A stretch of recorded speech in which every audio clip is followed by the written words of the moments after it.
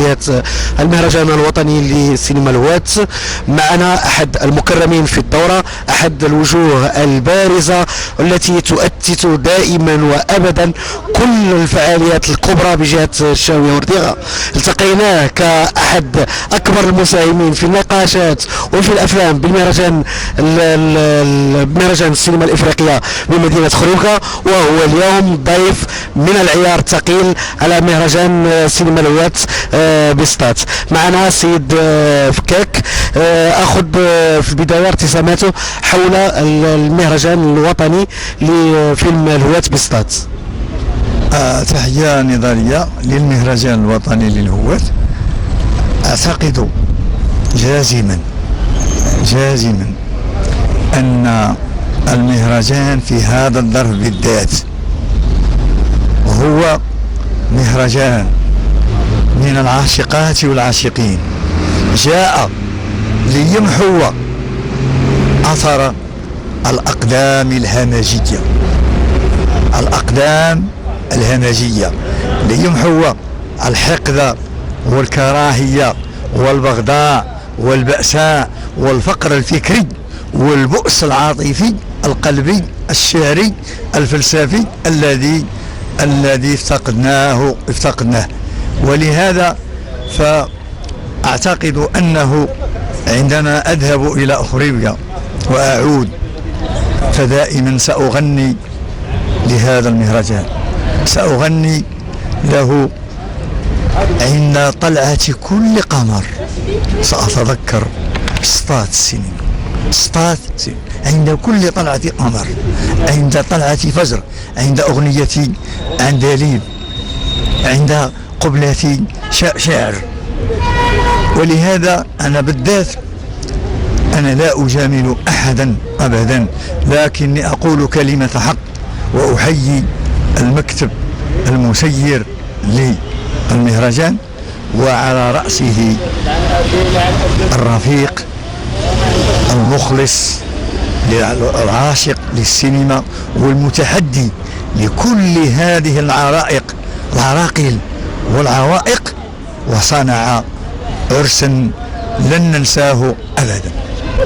عرس لا ينتهي بانتهاء 13 يوم، بل سيستمر كعرس لا ينتهي، وكعرس سيصبح مرجعا لكل من يريد أن يستغل السينما ويتخذها أداة للوصولية والانتهازية.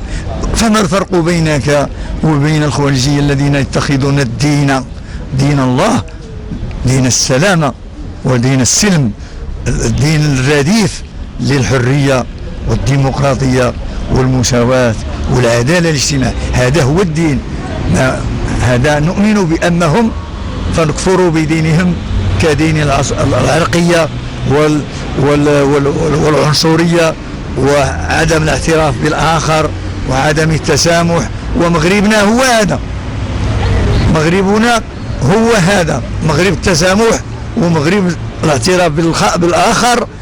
وأن كما يقول فولتير: قد أختلف معك ولكنني مستعد حتى الموت من أجل أن تعبر عن رأيك، ولهذا أنا نأخذ واحد اللقطة من الفيلم التونسي اللي ابتدأ بأذان الصلاة مع الفجر لعبد الباسط عبد الصمد، لتنهض أمه للصلاة وتأتي لتحاول لكنه يجيبها بالموسيقى، لتلتقي الموسيقى وترتقي إلى السماء مع المآذن عندما تقول الله أكبر، بمعنى لا للاستبداد ولا للدكتاتورية ولا لأحد إلا الإنسان المرتفع. لماذا مرتفعة؟ لأنها تريد أن تنقل الإنسان لا شيء مسلم، لأن هذه هي طائفية، فالإسلام إما أن يكون أمميا أو لا يكون. نعم. أو يصبح طائفيا. نعم. أستاذ فكاك، أعود بك إلى الأجواء العامة للمهرجان. نعم. هذه البوتقة الثقافية التي ستنصهر فيها أفكار ورؤى ومجموعة من الشباب، هم شباب في الأول وفي في الآخر. في نظرك كتقييم أولي لمساهمتهم داخل المهرجان؟ أنا سأعطيك شعرا تنقول لك ما معنى لا جونيس. ملي كنشوف أنا التلميذات والتلاميذ هاد الشباب، لا جونيس ما تحتاجش شي الادجيكتيف كاليفيكاتيف ولا لا جونيس. تيقول عمر الخيام لا جونيس سي ليفريس 120. ليفريس يعني مخمرين بدون لا يحتاجون الى خمر، فهم الخمر، فهم خمر المدينة. والخمر كما ترى أن الخمر الذي ندعو إليه نحن هو الخمر الذي يرفع العقل إلى أن يتأمل كينونة الإنسان ويرفعه إلى السماء، بينما خمرهم يفقد العقل ويذبذب العقل ويجعل الإنسان يفقد كينونته. هم هذا الشباب هم خمراتنا. والخمرات من أين تأتي؟ أيها الإخوة الخمرة؟ أي التخمير. عندما نريد أن نأكل خبزا جيدا نخمره، ولهذا هذا المهرجان فهو خميرة وخمرة للغد، لأنهم الشباب يسيرون إلى الآفاق، إلى المستقبل، ونحن يجب أن نرفع أيدينا عنهم لأن مستقبلنا إلى الوراء. فنحن الشباب لا يحتاج توصية أو وصايا أو أنك تجعل نفسك معلما عليه. فالذي يريد أن يتعلم هو أن يتعلم من الشباب. تظن أستاذ من خلال المهرجان باستعمال الصورة كأداة لنقل فكرة معينة، تظن أنهم توفقوا في تقديم واقعهم، تقديم آمالهم، تقديم آلامهم، تقديم همومهم؟ تحية. أنا فيلسوف. شوفوا أستاذ، ليس هناك جواب. الأساسي أن الشباب حملوا كاميرا بوعي ويطرحون الدهشة، الاندهاش، ليطنون تساؤلات، يطرحون تساؤلات، يطرحون تسألات، يطرحون استشكالات، والجواب ليس مهما، لأن المهم هو أن أرى فيهم سينماهم، أرى فيها أنها تتفتح على آفاق وأبعاد السماء، لكن تتجدر أين؟ في أعماق الأرض المغربية الأمازيغية. هذه هي السينما، أن ترتفع إلى آفاق السماء لكن أرضك في الجدر، في الجذور. هذا هو، لأنه بدون سينما، لأن متى تقول السينما تقول المرأة، الأرض، الجمال، الحب، الحقيقة، الاختلاف، التسامح. بدون سينما العالم، الكون يبقى صامتا، يمكن أن يكون مقذوفا به لكن لن يكون أبدا داخل العالم ومع العالم وفي العالم. والشباب أنا أعتقد كثيرية الأفلام التي شاهدت أنها تريد أن تدخل المغرب في الكونية انطلاقا من الأرض المغربية، لكن اللي يبقى في الأرض المغربية غيموت بر، ولكن نحو، لأن الأساسي هو اليونيفرسال، هو الكون فينا وليس الهوية، لأن الهوية مفتوحة، الهوية دائما هي مفتوحة انفتاحية. أستاذ فكاك، في جلسة الافتتاح كانت هناك لمسة جميلة جدا، انتزعت تصفيقات ووقوف جميع من في القاعة، وهو تبرعك ربما النادي السينمائي لمدينة خريبكا. القيمة ديال لمسة وفاء النادي السينمائي بخريبكا، علاش هاد لو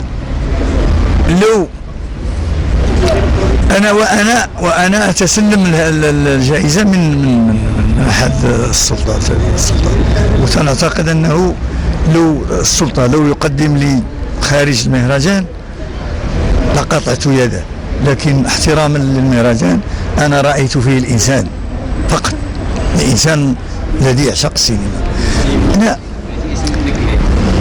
لو تصور لو اخذت هذاك الشكل، سأبطل كل، أو كما يقول الفقهاء سأنقض الوضوء. لكن هو شيء مقدم من جمعية الفن السابع بالسطات. لا بالنسبة لي أنا كفكاك لن أقبل أبدا لأني في الخريبة حوالي 50 سنة وأنا عمرني دخلت معهم للأكل ورغم البطاقة ديالي أبدا. يعني أنا أقول عاشق، فعاشق أن تعطيني كتابا، لوحة، كلمة طيبة. ولذلك فأنا أعتقد أن الهدية أولا أشكر اللياقة، أشكر جمعية المهرجان الشباب وهو على تلك المبادرة الطيبة التي يهدفون بها إلى الاحترام، ولكن من وجهة نظري أنها أنا لم أرفضها، بل حولتها عملية تحويل. فهو لو رفضتها معناه ستهين الجامعة الجمعية. أنا أخذتها. أما هذا المال فأنا إنما قلت لهم أنا أستاذ، عندي حوالة ديالي أنا ومراتي ما محتاج، فقلتها بالقرآن: ما أريد منكم من رزق وما أريد أن تطعمون، إنما أريد منكم ابتسامة. ولذلك حولتها وليس الرفض أبدا، فظلت لها قيمتها وحولتها إلى النادي السينمائي. أستاذ فكاك، كلمة أخيرة لهذا الجيل المتعطش للسينما، العاشق للثقافة، شنو ممكن تقول ليه بالتجربة ديالك؟ الجيل أن يربط إن الكاميرا، أن لا يعتبر الكاميرا مجرد أداة يحملها من يشاء، أن يعتبر الكاميرا تحمل رؤية مشروع جديد، تحمل جاءت بها الثورة العالمية. فهي عندما تحمل الكاميرا فأنت تحمل إنسانا حيا يتكلم ويسمع ويرى ويختار وينحاز، وليست كما يظن البعض أنها تقنية، مجرد تقنية يمكن، وإلا سنقول كل إنسان يمكن أن الكاميرا لها قلب تحب وتعشق. فعندما تختار وردة زهرة حمراء ولا تأخذ شوكة مثلا، إذن فهي حب، فالكاميرا تحب وتعشق، فهي عندما تحملها تصبح جزءا من قلبك أنت العامل لها. هذا ما أريده من الشباب، وإلا ضاع، لأن الكاميرا فلسفة ورؤية.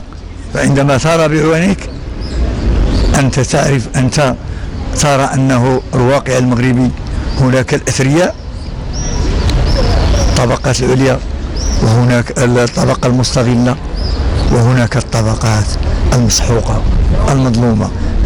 فمع من أنت تكون معك الكاميرا. شكرا الأستاذ فكاك بكلمات الحب التي أنهى بها كلماته الطيبة، أيضا بكل الحب وكل التقدير وكل الترحاب بأستاذ فكاك بمدينة سطات. كان معكم هشام الأزهري